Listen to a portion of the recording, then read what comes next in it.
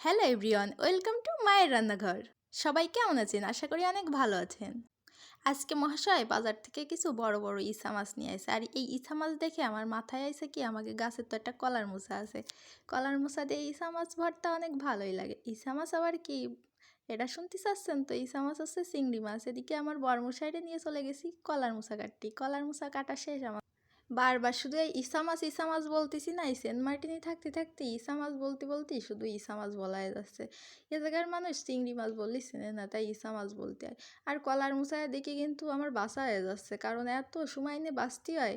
এ না বাঁচলে আবার খাওয়াও যায় না। এদিকে আমার অসহ্য লেগে গেছে। আমার আবার মেলার সময় ধরে কোনো কাজ করতে ভালো লাগে না, তাই ছুরি এনে গলা কাটিয়ে সুন্দর করে এর খোসা ছাড়াই দেবো। ছাড়াই দিয়ে আর ভিতরেরটুকু নিয়ে নেবো। ভিতরেরটুকু নিয়ে নিয়ে এবার সেদ্ধ করে নেবো। সেদ্ধ করবো লবণ দিয়ে আর একটু হলুদ দিয়ে। তারপর আর কি কাঁচা চিংড়ির খোসা ছাড়াইয়ে সুন্দর করে ব্লেন্ডার করে নিয়ে একটু পেঁয়াজ কুচি দিয়ে আর একটু শুকনো মরিচ দিয়ে বাজি করে নিলেই হয়ে গেল কলার মোচা ভর্তা। সবাই ভালো থাকবেন, নমস্কার।